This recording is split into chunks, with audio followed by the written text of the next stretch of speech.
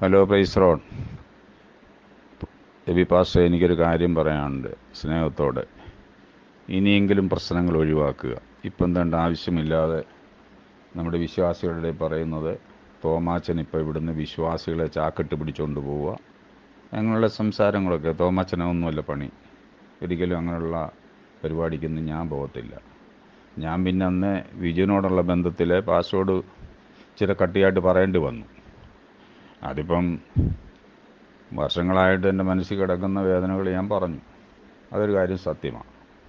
ഞാൻ പാസ്റ്ററെ ചീത്തയൊന്നും വിളിച്ചില്ല, അത് വിളിക്കത്തുമില്ല. പക്ഷേ ബിജു കാണിച്ച വലിയ തെറ്റായിപ്പോയി. ഞാൻ വിചാരിച്ച് ഞാൻ അത്രയും പറയുമ്പം പാസ്റ്റർ പറയും, തോമച്ചാ ഞാനൊന്ന് ചോദിക്കട്ടെ, ബിജു അങ്ങനെ ചെയ്തെങ്കിൽ തെറ്റാണല്ലോ എന്നാണ് ഞാൻ റിസൾട്ട് പ്രതീക്ഷിച്ചത്. പക്ഷേ പാസ്റ്ററുടെ അക്ഷരം മിണ്ടിയില്ല. അപ്പോൾ എനിക്ക് മനസ്സിലായി പാസ്റ്ററോട് അറിഞ്ഞാൽ ഇത് ചെയ്തെന്നുള്ളത്. അതെനിക്ക് സാരമില്ല, കുഴപ്പമില്ല. ബിജു പറഞ്ഞതൊക്കെ ഞാൻ പാസ്റ്ററോട് പറയുമായിരുന്നു. എന്തെല്ലാം കഥകളുണ്ട്. വർഷങ്ങൾക്ക് മുമ്പേ ഇവൻ വേറെ സഭ ഉണ്ടാക്കാൻ എന്നെ കൂട്ടുപിടിച്ചതാണ്. ഞാനെന്ന് പറഞ്ഞു, ബിജു അത് കയ്യിലെങ്ങിരുന്നാൽ മതി, എന്നെ കിട്ടത്തില്ലെന്ന് പറഞ്ഞു. അന്ന് മുതൽ അവന് ചുരുക്ക് എനിക്ക് തോന്നുന്നു. അതിന് കൂട്ടു നിൽക്കാഞ്ഞുണ്ട്. അവൻ്റെ പുരയിടത്തിൽ ചർച്ച വെക്കാമെന്നും പാസ്റ്റർമാരെ ഉണ്ടാക്കാമെന്നും ഒക്കെ എന്നോട് പറഞ്ഞതാണ്. ഞാൻ പറഞ്ഞു, അതൊന്നും എന്നെ കിട്ടത്തില്ല, ഞാനുള്ള ചർച്ച ഇപ്പോൾ കൊള്ളാമെന്ന് പറഞ്ഞു. അങ്ങനെയൊന്നുമനാണ് ഞാൻ. പിന്നെ ഒരു ദിവസം ഇവന് എനിക്ക് തോന്നുന്നു 2 വർഷം മുമ്പാണ്. അത് വലിയ രസമാണ്. ഒരു ദിവസം എന്നെ വിളിച്ചേച്ച് പറഞ്ഞു, അച്ചായ ഒരു പ്രാർത്ഥനാ വിഷയമുണ്ട് എന്ന് പറഞ്ഞു. ഞാൻ പറഞ്ഞു, വിജു എന്തുവാ? ഞാൻ പ്രാർത്ഥിക്കാം. ഉടനെ എന്നോട് പറഞ്ഞു, അതേ നമ്മുടെ ഉപദേശി പിന്മാറ്റത്തിലാണ്, ഉപദേശിക്ക് വേണ്ടി ഒന്ന് പ്രാർത്ഥിക്കണം, പുള്ളിയുടെ മാനസാന്തരത്തിന് വേണ്ടി. ഞാൻ അന്നേരം ചിരിച്ചു. ഞാൻ പറഞ്ഞു, എന്തോ പറ്റി? പുള്ളി ഇപ്പം പഴയ പോലൊന്നുമല്ല, പുള്ളി അങ്ങ് പിന്മാറ്റത്തിലായി എന്ന് പറഞ്ഞവൻ. എനിക്ക് അന്ന് വേണേൽ വിളിച്ച് പറയാമായിരുന്നു, പക്ഷേ ഞാൻ പറഞ്ഞില്ല. എനിക്ക് അങ്ങനെയുള്ള കാര്യങ്ങൾ, എന്തെല്ലാം ആൾക്കാർ എന്തെല്ലാം കാര്യങ്ങൾ എന്നോട് വന്ന് പറഞ്ഞിരിക്കുന്നു. ഇതൊക്കെ പാസ്റ്ററോട് വിളിച്ച് പറയാനാണെങ്കിൽ എന്തെല്ലാം കാര്യങ്ങളുണ്ട്. ഒന്നും വേണ്ട, എനിക്ക് 10 സെൻറ്റ് സ്ഥലം തരാമെന്നും പറഞ്ഞ് ഈ പാസ്റ്റർ അവൻ തരുമെന്നൊക്കെ പറഞ്ഞ് എന്നെ നിർബന്ധിച്ച്. ഞാൻ അന്നേരം പറഞ്ഞു, പാസ്റ്ററെ ഇത് കിട്ടത്തില്ല, എനിക്കറിയാം എന്ന് പറഞ്ഞ്. പാസ്റ്റർ, അതല്ല തോമാച്ച, ഒരു സഹോദരൻ നമുക്ക് തരുന്നതല്ലേ, അത് നമ്മൾ മേടിക്കാതിരിക്കണ്ട എന്നൊക്കെ പറഞ്ഞു. അവസാനം അതങ്ങനായി തീർന്നേ. അപ്പം ഒരാളെ ഒന്ന് ചോദിച്ചു, ബിജു അത് മോശമായി പോയി, ഇതുപോലെ തോമാച്ചൻ നിന്നോട് അല്ലെങ്കിൽ പാസ്റ്ററോട് പുള്ളി സ്ഥലമൊന്നും ചോദിച്ചില്ല, പുള്ളിക്കത് അതിൻ്റെ ആവശ്യവുമില്ല എന്ന് പറഞ്ഞു. അപ്പോഴത്തേക്ക് അവൻ പറഞ്ഞത് എനിക്ക് തോന്നുന്നു ഇങ്ങനെ, അവൻ ചോദിച്ചപ്പോൾ പറഞ്ഞത് ഇങ്ങനെയാണ്, ഉപദേശിയുടെ വീടിൻ്റെ പുറകെ കിടക്കുന്ന വസ്തുക്കളൊക്കെ 5 സെൻറ്റ് ഫ്രീ ആയിട്ട് കൊടുക്കാനിരിക്കുകയായിരുന്നല്ലോ, എന്താ എത്രയോ തവണ ഒന്ന് പ്രസംഗിച്ചു, ഇന്ന് വരെ എന്നാ കൊടുക്കാഞ്ഞെന്ന് പറഞ്ഞ മോനെ അവനെ. ഞാൻ ഇതും പാസ്റ്ററോട് പറഞ്ഞില്ല. ഇതൊക്കെ പിന്നെ അത് തന്നെ ഫ്ലാറ്റിൻ്റെ കാര്യം. പിന്നെ ഫ്ലാറ്റ് എന്നോട് പാസ്റ്റർ വീട്ടിൽ വന്ന് 2 പ്രാവശ്യം ചോദിച്ചതാണ്. ഞാൻ പറഞ്ഞു, പാസ്റ്ററെ വേണ്ട. അത് കഴിഞ്ഞ് അതിൻ്റെ പിറ്റേ ഞായറാഴ്ച ഞാൻ ചർച്ച വന്നപ്പോഴും പാസ്റ്ററോട് ഞാനിത് പറഞ്ഞു. പാസ്റ്റർ എന്നോട് ചോദിച്ചു, തോമാച്ച ഞാൻ വേറെ വാക്ക് പറയണം, തോമാച്ചൻ പറയണം. ഞാൻ പറഞ്ഞു, പാസ്റ്റർ എനിക്ക് വേണ്ട.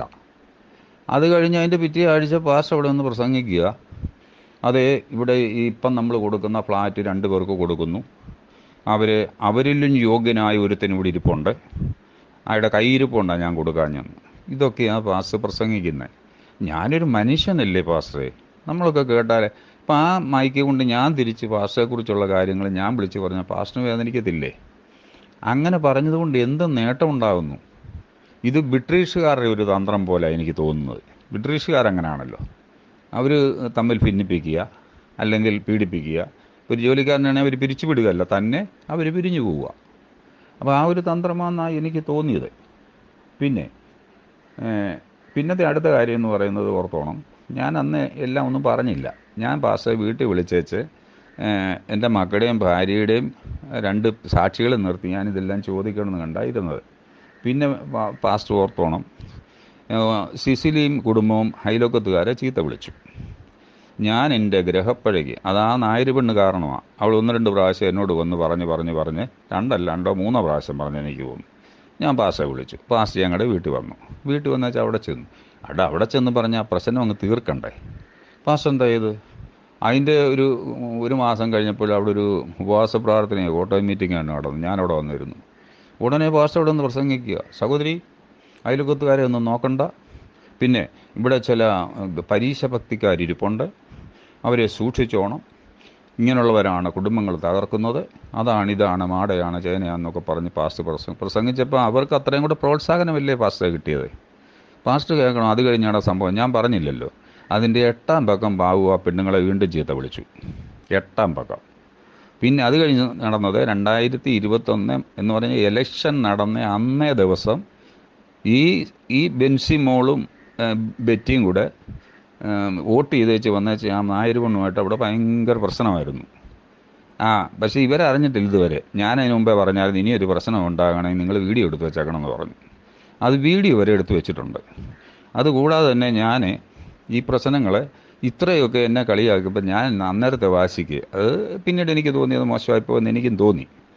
ഞാൻ അയലോക്കത്തുള്ള ഒരു 2-3 പേരെ വിളിച്ചു. അത് വിളിച്ചിട്ടും അത് മൊത്തം ഞാൻ റെക്കോർഡ് ചെയ്ത് ഞാനിവിടെ ചർച്ചിൽ പലരെയും കേൾപ്പിച്ചു. അത് കേട്ടിട്ടുള്ളവരാണ് നമ്മുടെ കൊച്ചുണ്ണിച്ചാനോടോ മലകുത്തി ഓമനോടോ ഒക്കെ ചോദിച്ചാൽ അറിയാം. എൻ്റെ പാസ്റ്റർ ആ റെക്കോർഡിങ് ഇപ്പോഴും എൻ്റെ ഇരിപ്പുണ്ട്. ഞാൻ ആ കൊച്ചിൻ്റെ കല്യാണം വന്നപ്പം അവർക്കിതൊന്ന് അയച്ചു കൊടുത്താൽ മതിയായിരുന്നു, കല്യാണം മുടക്കാനായിരുന്നെങ്കിൽ. അങ്ങനെയുള്ള തറപ്പണിയൊന്നും ഞാൻ ചെയ്യത്തില്ല. എനിക്ക് 3 പെൺകുഞ്ഞുങ്ങളുള്ളതാണ്. ഞാൻ ബെൻസിയും ബെറ്റിയും ഒക്കെ കാണുന്ന എൻ്റെ മക്കളായിട്ടാണ്. ആ ബെറ്റിക്ക് എന്നെ അങ്ങനെ ഒരു അപാകതയുണ്ടായി. ഞാൻ ഇന്നും പ്രാർത്ഥിക്കുന്നുണ്ട് അതോർത്ത്. അല്ല, നമ്മുടെ കുഞ്ഞുങ്ങളല്ലേ അവരൊക്കെ. പക്ഷേ അവർക്ക് പ്രോത്സാഹനം കൊടുത്തു ആ കുടുംബം. അതുകൊണ്ട് അങ്ങനെ ആക്കിയത്. അതുകൊണ്ട് അടുത്ത് കിടന്ന ജാതികൾക്ക് പരിഹസിക്കാൻ ഇടം കൊടുത്തേ നമ്മളെ.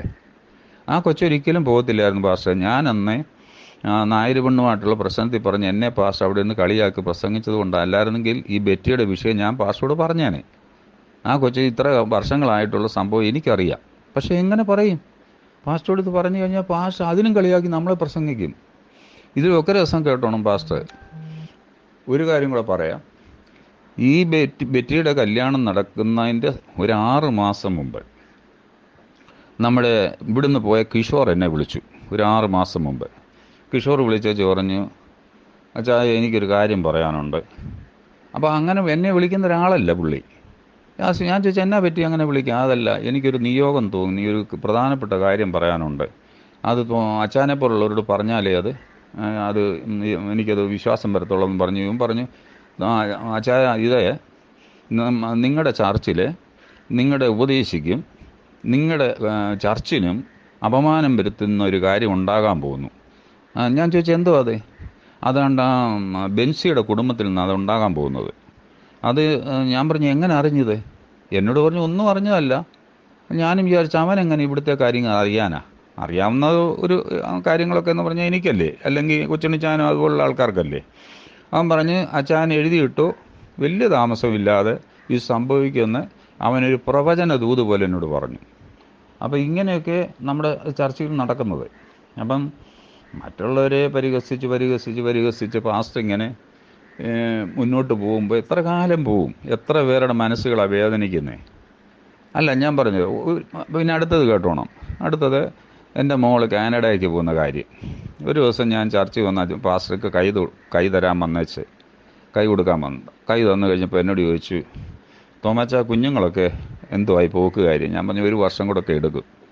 അന്നേരം പാസ്റ്റർ പറഞ്ഞു, എന്തോ പൈസയൊക്കെ ചിലവ് വരത്തില്ല? ഞാൻ പറഞ്ഞു, ചിലവ് വരും.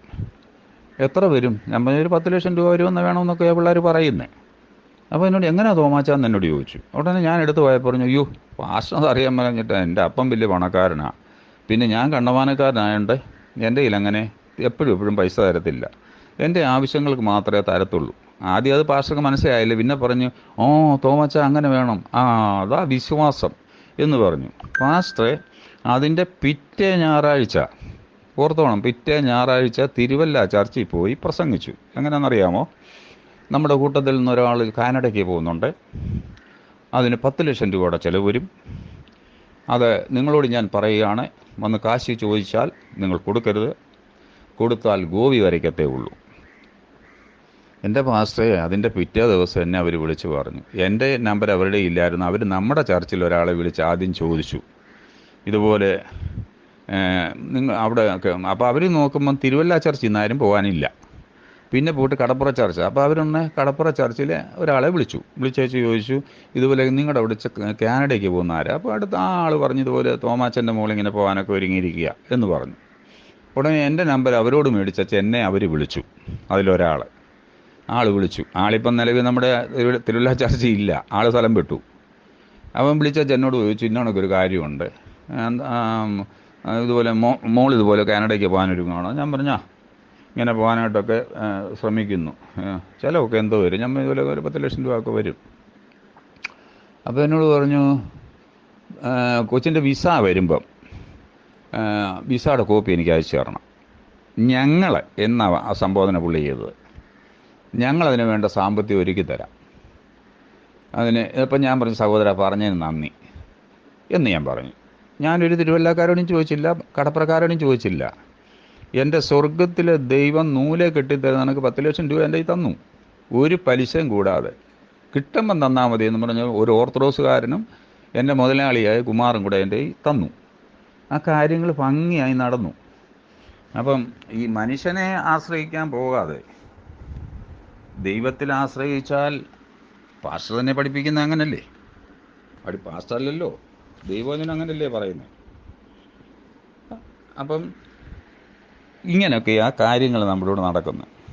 പാസ്റ്റർ ഇന്നും സമ്മതിക്കുക ഞാനങ്ങനെ പറഞ്ഞെന്ന്.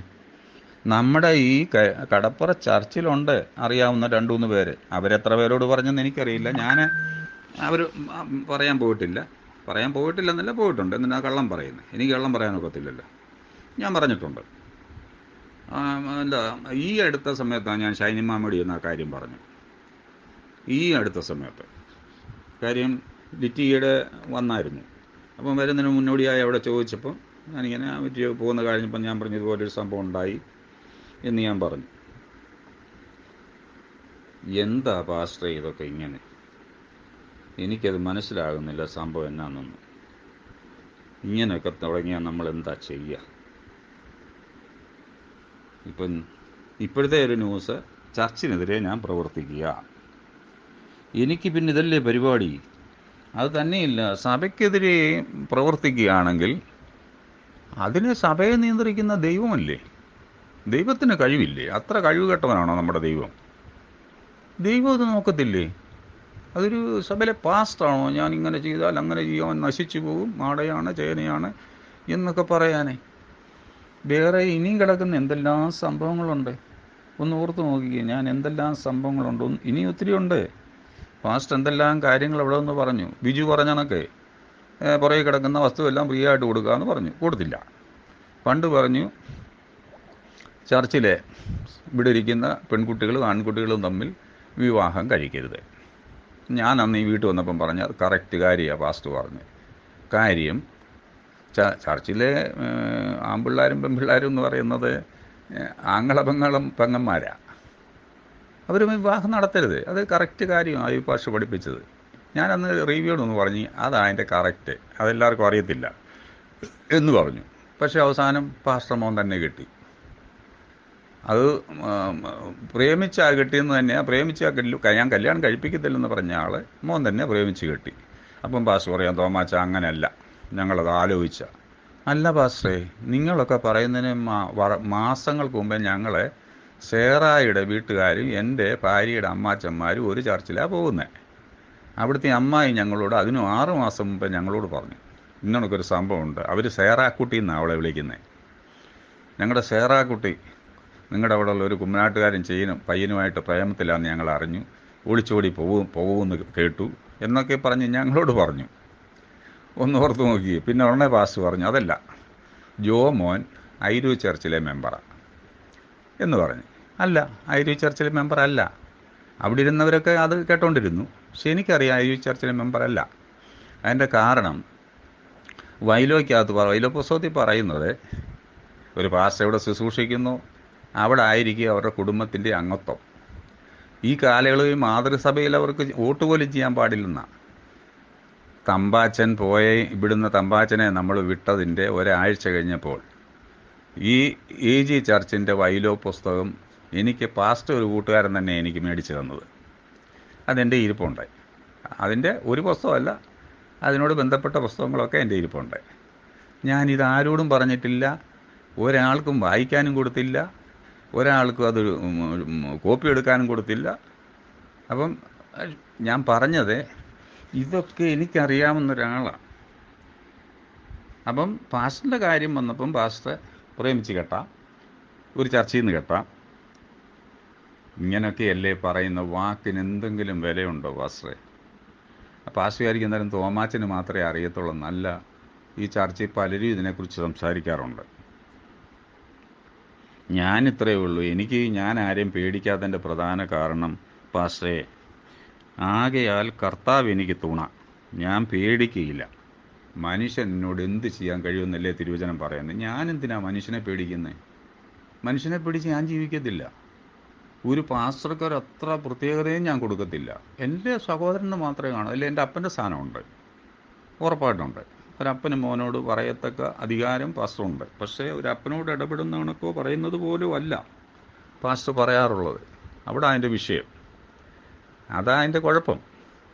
പാസ്റ്റർക്ക് ഇഷ്ടമുള്ളവർ എന്ത് തെറ്റ് ചെയ്താലും പാസ്റ്റർക്ക് ഒരു കുഴപ്പമില്ലല്ലോ. ഇപ്പം ഞാൻ ഇന്നാൾ പറഞ്ഞപ്പം പാസ്റ്റർ പറയുക ഇതൊന്നും ഞാൻ അറിഞ്ഞില്ലെന്ന്. പെണ്ണുപിടിയനെ അറിഞ്ഞില്ല, ചെറ്റബുക്കുവിനെ അറിഞ്ഞില്ല. ഇപ്പം കുറച്ച് നാളുടെ കഴിഞ്ഞ് ചോദിച്ചാൽ സിസിലിയുടെ മോടെ കാര്യം അറിഞ്ഞില്ലെന്ന് പറയും പാസ്റ്റർ. ഇപ്പം സജിയുടെ മരുമോള് പോയി, അത് പറഞ്ഞു കാണത്തില്ല. അപ്പം ഞാൻ പറയുന്നത്, നമുക്ക് ഇഷ്ടമില്ലാത്തവനെ, ഇത് ബൈബിളിൽ തന്നെ പറയുന്നത് എന്തുവാ? ദുഷ്ടനെ നീതീകരിക്കുന്നവനും നീതിമാനെ കുറ്റം ചുമത്തുന്നവനും രണ്ടും യഹോവയ്ക്ക് വെറുപ്പെന്ന. അപ്പം അതാ പാസ്റ്റർ ചെയ്തുകൊണ്ടിരിക്കുന്നത്. പാസ്റ്റർ ഇഷ്ടമുള്ളവരെ പാസ്റ്റർ പൊക്കുക. പാസ്റ്റർ ഹൃദയം കൊണ്ട് എനിക്ക് എപ്പോഴും ഈ പാസ്റ്ററുടെ ബഹുമാന സ്നേഹമൊക്കെ ഉള്ള ആളാണ്. ഇപ്പോഴും എനിക്കുണ്ട് ചില കാര്യത്തിൽ. എന്ന് വെച്ചാൽ ലേവി പാസ്റ്റർ പഠിപ്പിക്കുന്ന ചില കാര്യങ്ങൾ എനിക്ക് വലിയ ഇഷ്ടമാണ്. പക്ഷേ നമ്മളവിടെ വന്നിരിക്കുമ്പം നമ്മളൊരു സമാധാനം സന്തോഷത്തിനും അല്ലേ ചർച്ച വരുന്നത്. പക്ഷെ അവിടെ വന്നു കഴിയുമ്പം പാസ്റ്റർ വേദനിപ്പിക്കാതെ വിടത്തില്ല. പിന്നെ അത് പാസ്റ്റർക്ക് അങ്ങനെ അങ്ങ് തോന്നി. പിന്നെ എന്ത് ചെയ്യാൻ പറ്റും നമുക്ക്? ഇതൊക്കെ എന്തോ പറയാനാ, പിന്നെ ഞാൻ എന്നാ പറയാനാ ഇതിനൊക്കെ? പിന്നെ അടുത്തത്, അത് ഞാൻ പറഞ്ഞതാ എന്ന് പറഞ്ഞാലും പേര് പറഞ്ഞില്ലായിരുന്നല്ലോ. നമ്മുടെ പൊന്നച്ചായൻ്റെ ഇളയ മോൻ സിഞ്ചുവിൻ്റെ വിവാഹം ഒരാൾ മുടക്കിയതാ. എനിക്കറിയാം. എൻ്റെ റെക്കോർഡിങ് സഹിതം ഇരിപ്പുണ്ട്. റെക്കോർഡിങ് സഹിതം എൻ്റെ ഇരിപ്പുണ്ട്. എന്നോട് കല്യാണം ആലോചിച്ചത്. ഞാൻ ഇതുവരെ എന്നോട് ആലോചിച്ച കാര്യം പോലും ഞാൻ പൊന്നച്ചാനോട് ഇതുവരെ പറഞ്ഞിട്ടില്ല. ആലോചിച്ച് ഒരു ദിവസം എന്നോട് പറഞ്ഞു, ഞങ്ങളെന്നാ വാക്ക് കൊടുക്കാൻ പോവുക, വാക്ക് കൊടുത്തോളാൻ പറഞ്ഞു. അതേ ദിവസം വൈകിട്ട് തന്നെ നമ്മുടെ നമ്മുടെ ചർച്ചിലെ ആളിനെ വിളിക്കുകയായിരുന്നു. ചർച്ചിനെ വിളിച്ചപ്പോൾ ആ പയ്യനെ ഒരു ആത്മീയത എന്താ പറഞ്ഞ വാക്ക് കറക്റ്റായിട്ട് പറഞ്ഞ ഇങ്ങനെയാണ് പറഞ്ഞ്, ഞായറാഴ്ചയൊക്കെ വരും എന്ന് പറഞ്ഞു. അത് പെണ്ണിൻ്റെ അമ്മാച്ചനൊരു പാസ്റ്ററാണ് വിളിച്ചത്. കൃത്യമായി എൻ്റെ കയ്യിൽ അതിൻ്റെ 3 റെക്കോർഡിങ് ഇരിപ്പുണ്ട് എൻ്റെ കയ്യിൽ.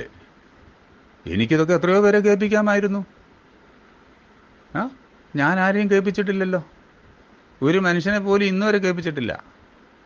പക്ഷെ പറഞ്ഞിട്ടുണ്ട്. അത് കള്ളമല്ലല്ലോ, കള്ളം പറയത്തില്ല.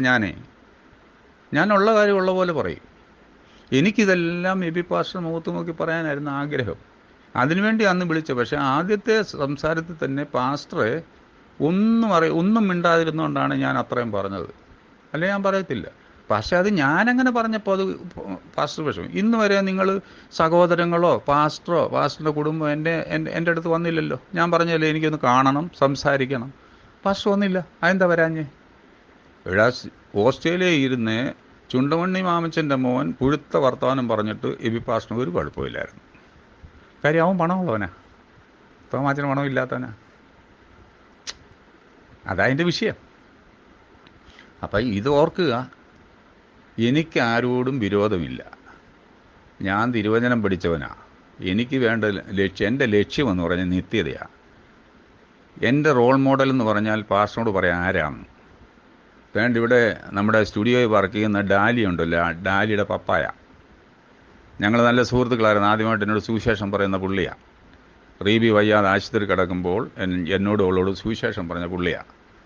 ആ മനുഷ്യൻ്റെ കാര്യം ഞാൻ പറയാം. ബ്രദറൻ ചർച്ചിലെ ഒരു വലിയ പണക്കാരൻ അദ്ദേഹത്തോട് പറഞ്ഞു, ബ്രദറെ, ഞാനൊരു 10 സെൻറ്റ് സ്ഥലം തരാം, സഭയായിട്ട് ഞങ്ങളൊരു പെരയും പണിത് തരാം. ജോർജ് സാറ് പറഞ്ഞ് കേൾക്കണോ? സഹോദരൻ, എനിക്കത് വേണ്ട. ആ ഒറ്റയാളിനെ ഞാൻ മനസ്സിൽ ധ്യാനിച്ചിരിക്കുന്ന ആയതുകൊണ്ടാണ് ഞാൻ പറഞ്ഞത് എനിക്ക് ഫ്ലാറ്റ് വേണ്ട, നിങ്ങളുടെ വേണ്ടെന്ന് പറഞ്ഞാൽ. കാര്യം എൻ്റെ തലമുറയിലുണ്ടല്ലോ, 10 തലമുറ കഴിഞ്ഞാലും പള്ളിക്കാരുടെ ഭവനമെന്ന് പറയും. അതിനും എത്രയോ അന്തസ്സാണ് വാടകയ്ക്ക് കിടക്കുന്നത്. കാര്യം എൻ്റെ ഒരു സുഹൃത്തിന് കരിയിലമുക്കി പണ്ട് കത്തോലിക്ക പള്ളിക്കാരൊരു വീട് പണിത് കൊടുത്തു. ഇന്നും പറയുന്ന പള്ളിക്കാർ വെച്ച് കൊടുത്തെന്ന്. അവരത് കഴിഞ്ഞാൽ അതിൽ എത്ര ലക്ഷം രൂപ മുടക്കിയെന്നറിയാവോ? എന്നിട്ടും അപ്പം ഞാൻ ഡാലിയുടെ പപ്പായെ ഞാൻ ഓർക്കുന്നത്, അദ്ദേഹം ചെയ്ത കാര്യങ്ങൾ അതെന്നെ വളരെ ചിന്തിപ്പിച്ചു. അതാണ്. അപ്പം ഇതുപോലെ ഈ പാസ്റ്റർ ഇങ്ങനെയൊക്കെ പ്രസംഗിക്കുന്ന പാസ്റ്ററിനെ ഞാൻ എന്തോ അനുകരിക്കാനാണ്? പൗലോസ് പറഞ്ഞ്, ഞാൻ ക്രിസ്തുവിൻ്റെ അനുകാരിയായിരിക്കുന്ന പോലെ നിങ്ങൾ എൻ്റെ അനുകാരികളാകും. യേശു ക്രിസ്തുവിൻ്റെ അനുകാരിയായും ബേബി പാസ്റ്ററുമായിട്ട് വല്ല ബന്ധമുണ്ടോ? ശത്രുവിനെ സ്നേഹിക്കണം, ശത്രുവിന് വേണ്ടി പ്രാർത്ഥിക്കണം എന്ന് പഠിപ്പിക്കുന്ന തിരുവചനം ഇത്രയും പഠിച്ചിട്ടുള്ള ഈ ബി പാസ്റ്റർ ജീവിതമായിട്ട് യാതൊരു ബന്ധവുമില്ല. ഇനിയൊരു സംഭവം കൂടെ ഞാൻ പറയാം. അത് ഇതേ പാസ്റ്റർ മുഴുവൻ ഇത് കേൾക്കണം. അതിൻ്റെ കാര്യം നമ്മുടെ ചർച്ച നടക്കുന്ന കാര്യങ്ങളാണ്. 2 ചെറുപ്പക്കാർ വർഷങ്ങൾക്ക് മുമ്പ് എൻ്റെ അടുത്ത് വന്നു, എന്നോട് ചോദിച്ചതാണ്, നമ്മുടെ എബി പാസ്റ്റർ സ്വർഗത്തിൽ പോകുന്നത്. ഞാൻ പറഞ്ഞു, സ്വർഗത്തിൽ വിടാതിരിക്കുന്നതൊന്നും ഞാനല്ല, അത് ദൈവമാണ്. അപ്പം ഞാൻ ചോദിച്ചു, എന്താ പിള്ളേരെ ചോദിക്കാൻ കാര്യം? അപ്പം എന്നോട് പറഞ്ഞു, പുള്ളി പ്രസംഗിക്കുന്നത് പോലെ അല്ലല്ലോ പുള്ളിയുടെ ജീവിതം. കണ്ടോ ഈ പാസ്റ്ററെ, കുഞ്ഞുങ്ങൾ ശ്രദ്ധിക്കുന്ന കണ്ടോ നമ്മളെ? അപ്പം ഞാനവരോട് ചോദിച്ചു, നിങ്ങൾ എന്ത് ധൈര്യത്തിലാണ് എന്നോട് ഇതൊന്ന് പറഞ്ഞത്? എന്നോട് എടുത്തതായി പറഞ്ഞതെന്നറിയോ? അങ്കിളിനോട് ഇത് പറഞ്ഞാൽ അങ്കിൾ ഇത് ആരോടും പറയത്തില്ലെന്ന് ഞങ്ങൾക്ക് നല്ല ബോധ്യമുണ്ടെന്ന് പറഞ്ഞു. എന്നോട് പറഞ്ഞ പോലൊരു കാര്യം എബി പാസ്റ്റർ വന്ന് പറഞ്ഞാൽ എബി പാസ്റ്റർ പിറ്റേ ഞായറാഴ്ച പ്രസംഗിക്കും. ഇതാണ് എബി പാസ്റ്ററിൻ്റെ കുഴപ്പം. ഒരു കുടുംബത്തിൻ്റെ കാര്യങ്ങൾ വന്ന് എബി പാസ്റ്ററിന് പറയാൻ പറ്റുമോ? എത്രയോ ഒരു കുടുംബ പ്രസംഗങ്ങൾ വന്ന് പറയും, പിറ്റേ ഞായറാഴ്ച പ്രസംഗിക്കും. ആ പ്രസംഗം കേട്ടേച്ച് അവർ തന്നെ വന്ന് എന്നോട് പലരും പറഞ്ഞിട്ടുണ്ട്, അയ്യോ ഇങ്ങനെ അബദ്ധം പറ്റിപ്പോയി, പുള്ളിയുടെ അത് പറയണ്ടായിരുന്നു, ഞങ്ങൾക്കെതിരെയാണ് പ്രസംഗിച്ചത്. ഇതൊക്കെയാണ് സംഭവിക്കുന്നത്. പക്ഷേ അങ്ങനെ എന്തെല്ലാം വിഷയങ്ങളാണ് നടക്കുന്നത്. അവിടെ വന്ന് അതുങ്ങൾ വന്നിരുന്നേച്ച് പോകുന്നു എന്നതൊഴിച്ചാൽ തിരുവചനമായിട്ട് 22 വർഷം ഈ പാഷ പഠിപ്പിച്ചെങ്കിലും ഇവരാരും തിരുവചനമായിട്ട് വലിയ ബന്ധമുള്ളവരല്ല. അതാ ഞാൻ പറഞ്ഞത്, പാസ്റ്റർക്ക് നമുക്ക് ആൾ പോരല്ലോ. എത്ര പേരുണ്ട് അതിനകത്ത് ആത്മീയരെ? എത്ര പേർക്ക് തിരുവചനം അറിയാം? എത്ര പേര് തിരുവചനം അനുസരിച്ച് ജീവിക്കുന്നു? പാസ്റ്റർ, ഞാനിവിടെ ഇവിടെ താമസിക്കാൻ 4.5 വർഷമായി. ഈ ചുറ്റുവട്ടത്തുള്ളവരോട് ചോദിച്ചാൽ അറിയാം ഞാൻ എങ്ങനെ ജീവിക്കുന്നു. പിന്നെ പാസ്റ്ററിൻ്റെ സിംഗിടികൾ കാണാൻ വേണമെങ്കിൽ എന്നെക്കുറിച്ച് വല്ലതും പറയാമായിരിക്കാം, അതെനിക്കറിയത്തില്ല. ഞാൻ ആരോടും ഒരു ദോഷത്തിനോ ഗുണത്തിനോ പോയിട്ടില്ല. ഒരു വീടുകളിൽ ഞാൻ പോകാറുമില്ല. പിന്നെ പോയെന്ന് പറഞ്ഞാൽ നമ്മുടെ സജിക്ക് വയ്യായിരുന്നു, അതൊരു പ്രാവശ്യമേ പോയുള്ളൂ, ഞാൻ പിന്നെ പോയില്ല. പിന്നെ ജിജിയുടെ ജിജിയുടെ മോൾക്ക് വിഷയമുണ്ടായി, അവിടം വരെ ഒന്ന് പോകണ്ടേ എൻ്റെ മര്യാദ. അന്നേരം അവിടെ ചെന്ന് ബിജു പറഞ്ഞത്, എൻ്റെ വണ്ടി അവിടെ കിടക്കുന്ന കണ്ടുവച്ച് അദ്ദേഹം പിറ്റേ ദിവസം അവിടെ ചെന്നുവെച്ച് പറഞ്ഞു, ഇന്ന പുള്ളികളെ അവിടെ കയറ്റരുതെന്ന്. എൻ്റെ പേര് മാത്രമല്ല പറഞ്ഞത്, എൻ്റെ പേര് പറഞ്ഞ് ഞാൻ എൻ്റെ കാര്യം പറഞ്ഞാൽ മതിയല്ലോ, ഞാൻ എന്തിനാ മറ്റുള്ളവരുടെ കാര്യം പറയുന്നത്? എൻ്റെ പേര് മാത്രമല്ല അവിടെ പറഞ്ഞത്. ഇതൊക്കെയാണ് കാര്യങ്ങൾ. പിന്നെ പാസ്റ്റർ ഇഷ്ടം പോലെ ആയി. പറയാനുള്ള ഞാനങ്ങ് മുഴുവൻ പറയാൻ വേണ്ടി പറഞ്ഞതേ ഉള്ളൂ. അല്ലാതെ പാസ്റ്റർ എനിക്ക് വിരോധമൊന്നുമില്ല. ഇന്ന് രാവിലെ ഞാൻ ഈ പാസ്റ്ററിന് വേണ്ടി പ്രാർത്ഥിച്ച മനുഷ്യനാണ്. ഇന്ന് രാവിലെ, ഇന്നെന്നല്ല, ഞാൻ മരണം വരെ പ്രാർത്ഥിക്കും. നമ്മളൊന്നിച്ച് 22 വർഷക്കാലം താമസിച്ചില്ലേ? പാസ്റ്റർ ഒന്ന് ഓർത്ത്, നമ്മൾ എത്ര കാലം ഇനി ഈ ഭൂമി കാണും? ഇത്രയും വൈരാഗ്യമൊക്കെ വെച്ച് പുലർത്താൻ വേണ്ട കാര്യങ്ങൾ എന്തിനാ ഇതിൻ്റെ ആവശ്യം? ഇന്ന് രാത്രി പാസ്റ്ററിന് ഒരു അറ്റാക്ക് വന്നു, മരിച്ചു പോയില്ലേ? പോകത്തില്ലേ? അല്ലേ എനിക്ക് അറ്റാക്ക് വന്നു, ഞാൻ മരിച്ചു പോകത്തില്ലേ? എന്തിനാ ഈ ശത്രുത? പാസ്റ്റർ, എത്ര വലിയ പുള്ളികളോടും ക്ഷമിക്കാൻ എനിക്കൊരു കഴിവ് ദൈവം തന്നിട്ടുണ്ട്. പാസ്റ്റർ അറിയോ, ഞാൻ കല്യാണം കഴിക്കുന്നതിന് മുമ്പ് ഒരുത്തനെ കൊല്ലണമെന്നുണ്ടായിരുന്നു. പക്ഷേ അത് ദൈവം അനുവദിച്ചില്ല. ഞാൻ ഹൃദയപൂർവ്വം അങ്ങ് ക്ഷമിക്കുകയും ചെയ്തു ദൈവത്തെ അറിഞ്ഞപ്പം. പല ഞാൻ ചെയ്യുന്നവനാളെ ഞാൻ ആ ആളിനെ തീർത്തും ഞാൻ ക്ഷമിച്ചു. എനിക്ക് പറ്റും. അത് ദൈവകൃപ, എൻ്റെ മിടുക്കൊന്നുമല്ല. ഞാനങ്ങനെ ക്ഷമിക്കുന്ന ഒരാളൊന്നും അല്ലായിരുന്നു പണ്ടേ. എന്ത് കാര്യമുണ്ടെങ്കിലും ഇതിപ്പം എബിപ്പാസ് 15-20 കൊല്ലമായ കാര്യങ്ങളൊക്കെ വിളിച്ച് പറയുന്നത്. അപ്പോൾ ഇത് പറഞ്ഞുകൊണ്ട് എന്ത് നേട്ടമുണ്ട്? വീണ്ടും വീണ്ടും വീണ്ടും മനുഷ്യനെ എൻ്റെ ഹൃദയത്തിന് മുറിവേൽക്കുക, അത്രയേ ഉള്ളൂ. ഞാൻ ഇത്രയൊക്കെ പറഞ്ഞത് പാസ്റ്റർ ഒന്നിരുന്നൊന്ന് ചിന്തിക്കുക. അല്ല പാസ്റ്ററെ, നമുക്കൊരു തെറ്റ് പറ്റിയാൽ എൻ്റെ വീട്ടിൽ വന്ന് തോമച്ചനെ ചെയ്ത് ശരിയായില്ല, ഞാൻ തിരുത്താൻ തയ്യാറാ. അതെൻ്റെ വീട്ടിൽ വന്നു വേണ്ട പറയാൻ. അത് കാണുന്നിട്ടും പോകുന്നിട്ടും ഒക്കെ പറഞ്ഞാലിങ്ങനെ. അത് തന്നെയല്ല ഞാൻ എന്ത് തെറ്റാ ചെയ്ത്. പണ്ട് അമ്മുക്കുട്ടിയമ്മ അവിടെ പോയി എന്നെ കയറ്റരുതെന്ന് പറഞ്ഞു. അമ്മുക്കുട്ടിയമ്മാമ്മ അത് കഴിഞ്ഞ് ഒരാഴ്ച പുള്ളിക്കാരിക്ക് ഉറക്കം വന്നില്ല. ഒരാഴ്ചയ്ക്കൊക്കെ എന്നെ വിളിച്ച് ക്ഷമ ചോദിച്ചു. അത് റെക്കോർഡിങ് എൻ്റെ ഇരിപ്പുണ്ടേ. അവർ ക്ഷമ ചോദിച്ചു, എൻ്റെ പൊന്നു സഹോദരൻ എന്നോട് ക്ഷമിക്കണം, ഞാനതിൽ തെറ്റുകാരിയല്ല. എബി പാസ്റ്റർ ഇവിടെ ആഹാരം കഴിക്കാൻ ഞങ്ങൾ വിളിച്ചപ്പോൾ ഇവിടെ വന്നിരുന്നപ്പോഴാണ് ഇതുപോലെ തോമാച്ചൻ ഇവിടെ വരാറുണ്ടോ, അച്ഛനോട് സംസാരിക്കാറുണ്ടോ എന്ന് പറഞ്ഞപ്പോഴാണ് തോമാച്ചനോട് കേട്ടിടുന്ന് പറഞ്ഞെന്ന് എന്നോട് പറഞ്ഞ റെക്കോർഡിങ് എൻ്റെ കയ്യിൽ ഇരിപ്പുണ്ടേ. തോമാച്ചൻ തെളിവില്ലാതെ ഒരു കാര്യവും പറയത്തില്ല. തിരുവല്ലക്കാര് കാനഡയ്ക്ക് പോകുന്ന വിഷയത്തെ സംബന്ധിച്ച് അത് വിളിച്ച് പറഞ്ഞതും എൻ്റെ ഇരിപ്പുണ്ട്. ഞാൻ ഈ പറഞ്ഞ കാര്യങ്ങൾ മുഴുവൻ റെക്കോർഡിങ് എൻ്റെ ഇരിപ്പുണ്ട്. 12 വർഷമായിട്ട് എൻ്റെ ഫോൺ ഓട്ടോമാറ്റിക് റെക്കോർഡിങ്ങാണ് എല്ലാ കാര്യങ്ങളും. പക്ഷെ അതുകൊണ്ട് ഞാനിതൊന്നും എടുത്തു വെച്ച് പ്രയോഗിക്കാനൊന്നും പോകുന്നില്ല. പിന്നെ വീണ്ടും പണ്ടാണ്ട് പറഞ്ഞ കണക്ക് ചുമ്മാ ഇരിക്കുന്ന ഈ കുരയ്ക്കാത്ത വട്ടിയുടെ അണ്ണാക്കി കൊണ്ട് കമ്പിട്ടാൽ എന്ത് ചെയ്യും? അത് കുരയ്ക്കത്തില്ലേ? ഇത്രയും കാലം ഞാൻ മിണ്ടാതങ്ങ് ഇരിക്കുക. എൻ്റെ ഭാര്യ പറയും പോട്ടെ പോട്ടെ പോട്ടെ പോട്ടെ. ഒരു പ്രസംഗം കഴിഞ്ഞ് ഞാൻ തിരിച്ചു വരുമ്പോൾ റെഡി പോകണ്ടായിരുന്നു, എന്തിനാ പോയത്, ഉള്ള സ്വസ്ഥതയും കൂടെ എൻ്റെ പോയല്ലോ, പോട്ടെ പോട്ടെ പോട്ടെ എന്ന് പറഞ്ഞു. ഇപ്പം ഈ ബിജുവിൻ്റെ പ്രശ്നം വന്നപ്പോൾ അവളും പറഞ്ഞു, അയ്യോ ഇനി എങ്ങനെ പോകുന്നത്, ഇങ്ങനാണെങ്കിൽ അവൾ തന്നെ പറയാൻ തുടങ്ങി. അതാ ഞങ്ങൾ വരാത്തത്. അല്ല, വരാതിരിക്കുന്ന ഒരു പക്ഷേ ഈ വിപാസനെ സംബന്ധിച്ച് ഞാൻ പറഞ്ഞ കണക്ക് ബ്രിട്ടീഷുകാരുടെ തന്ത്രം പോലെ എന്ന് പറഞ്ഞ കണക്ക് ഈ വരാതിരിക്കുന്നത് ഈ വിപാസ സന്തോഷമാണ്. എങ്ങനെയും ഈ ശല്യം ഒഴിഞ്ഞു പോയാൽ മതി എന്നും വേണ്ട. ഈ എങ്ങനെയും ഈ ശല്യം ഒഴിഞ്ഞു പോകാൻ ഞാൻ എന്ത് പ്രശ്നം കൊണ്ടുണ്ടാക്കിയെന്ന് എനിക്കിപ്പോഴും പിടികിട്ടുന്നില്ല. എന്നാ പ്രശ്നമൊന്നും എനിക്ക് അറിയത്തുമില്ല. കാര്യം എനിക്ക് ആരുമായിട്ടും ബന്ധമില്ല. ഇപ്പോൾ ഈ അടുത്ത് താമസിക്കുന്ന പൊന്നച്ചാൻ്റെ വീട്ടിൽ പോലും ഞാൻ വന്നേ പിന്നെ ഒരു പ്രാവശ്യമാണ് പോയിട്ടുള്ളത്. അതെൻ്റെ മോള് വന്നപ്പം. അല്ലാതെ തൊട്ട് ഞാൻ പോകത്തില്ല. വഴിയെ പോകുമ്പം കാണും, ചിരിക്കും, അത്രയേ ഉള്ളൂ. അതിന് അപ്പുറത്തൊന്നുമില്ല. പിന്നെ സൂസമ്മാമ്മയുടെ അവിടെ ഒന്ന് രാത്രി തന്നെ അവിടെ പോയി. എൻ്റെ പിന്നെ അന്നത്തെ ആ പ്രസംഗം കാരണം പിന്നെ ഇന്ന് വരെ അങ്ങോട്ട് കയറിയിട്ടില്ല. അവർ വിളിച്ചാൽ പോലും ഞാൻ പോകത്തില്ല. ഞാൻ അവരോട് പറയും, എൻ്റെ മാമ ഞാൻ വരത്തില്ലെന്ന് പറയും. ശരി, എന്നാൽ പാസ്റ്ററെ, പരസ്പരം നമുക്ക് പ്രാർത്ഥിച്ച് ജീവിക്കുക. നമുക്ക് രണ്ടുപേർക്കും നിത്യത വേണം. സ്വർഗത്തിൽ വെച്ച് നമുക്ക് കാണണം. അതാണ് എൻ്റെ ലക്ഷ്യം. ഈ ചർച്ചിലുള്ള എല്ലാവരും എനിക്ക് കാണണം. അവിടെ വെച്ചവരാ ഒരു ആത്മാവ് പോലും നഷ്ടപ്പെട്ടു പോകണമെന്ന് ഞാൻ ആഗ്രഹിക്കുന്നില്ല. പാസ്റ്ററിയാവാം, ഞാനേ പറഞ്ഞിട്ടില്ലതൊന്നും.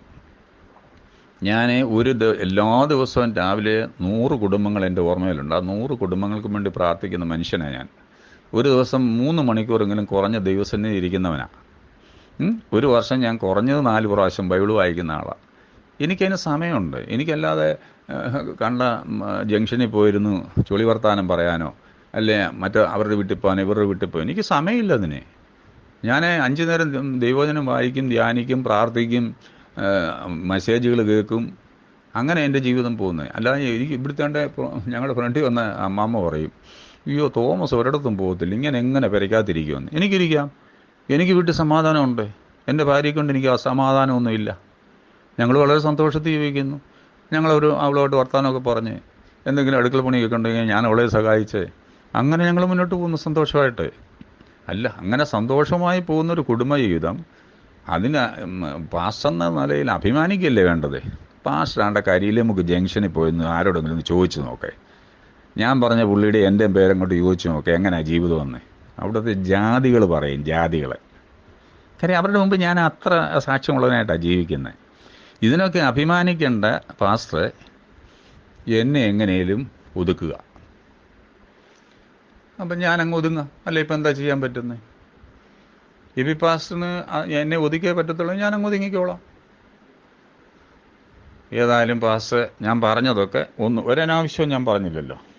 പാസ്റ്റർ ഞാനൊരനാവശ്യം പറയാനല്ല ഈ റെക്കോർഡിങ് ഇട്ടത്. ഇതെല്ലാം അറിയേണ്ട എല്ലാ കാര്യങ്ങളും പറയണമെന്ന് കണ്ടുകൊണ്ടാണ് ഞാനീ പറഞ്ഞത്. ഇനി എത്രയോ കാര്യങ്ങളുണ്ട്. എൻ്റെ ഓർമ്മയിൽ നിൽക്കുന്ന കാര്യങ്ങളാണ് ഞാനിപ്പം പറഞ്ഞത്. വേറെ എത്ര കാര്യങ്ങളുണ്ട്. ഇതൊന്നും നമ്മൾ ചോദിക്കാനും പറയാനും ഒന്നും വന്നിട്ടില്ല അന്നും. എനിക്ക് വേണേൽ എഴുന്നേറ്റ് നിന്ന് അന്നൊക്കെ പറയാമായിരുന്നു.